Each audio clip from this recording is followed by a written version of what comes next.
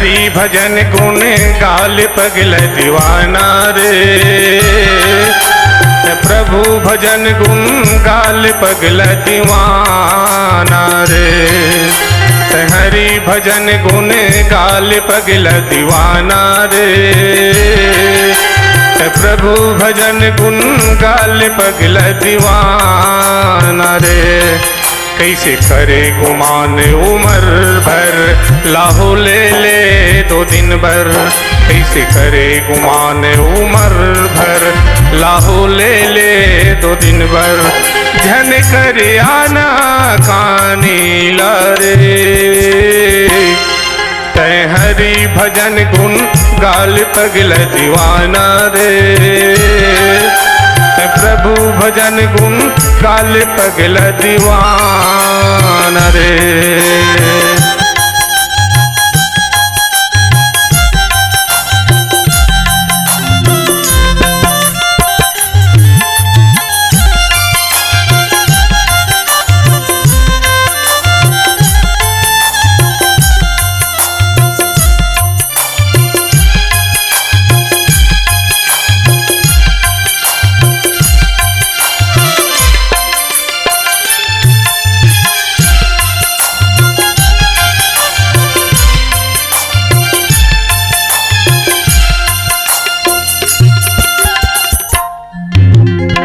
लइकापन माँ खेले कूदे सूत के बहाए जवानी। पर धन पर तिरिया बरन चट लगाए बाने। पर धन पर तिरिया बरन चट लगाए बाने। लइकापन माँ खेले कूदे सूत के बहाए जवानी। पर धन पर तिरिया बरन चट लगाए बाने। पर धन पर तिरिया बरन चट लगाए बाने। तय हरि भजन गुण गाल पगल दीवाना रे। प्रभु भजन गुण गाल पगल दीवाना रे। हरि भजन गुण गाल पगल दीवाना रे। प्रभु भजन गुण गाल पगल दीवाना रे।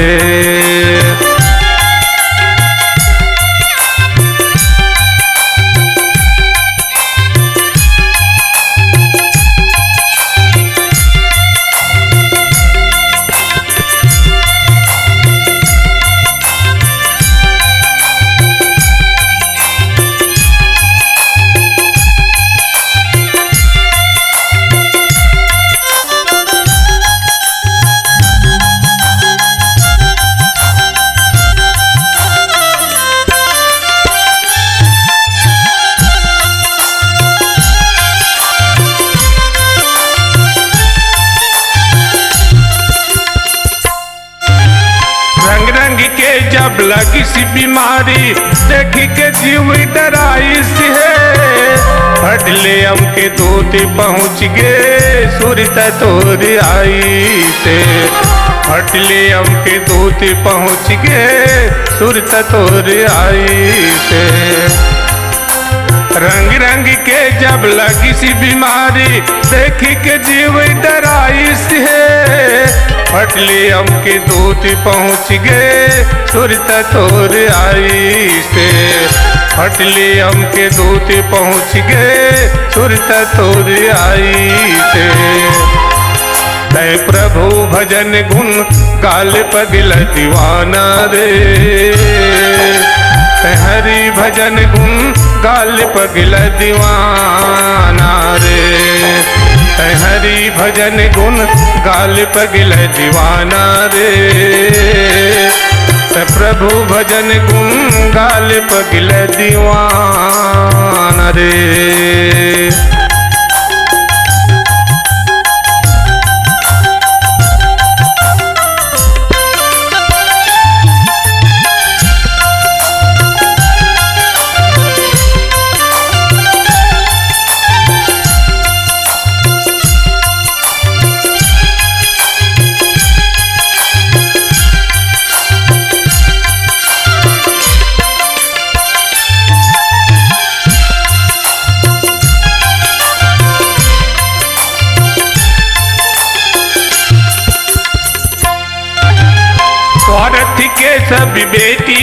बेटाए का कर कौन विधाता मर तनला खटिया ले जाही हरती के साचा मर तनला खटिया ले जाही हरती के साचा स्वार्थ के सब बेटी बेटाए का कर कौन विधाता मर तनला खटिया ले जाही हरती के साचा मर तनला खटिया ले जाही हरती के साचा हरि भजन गुण गाल पगल दीवाना रे प्रभु भजन गुण गाल पगल दीवाना रे हरि भजन गुण गाल पगल दीवाना रे प्रभु भजन गुण गाल पगल दीवाना रे प्रभु भजन गुण गाल पगल दीवाना रे हरि भजन गुण गाल पगल दीवाना रे।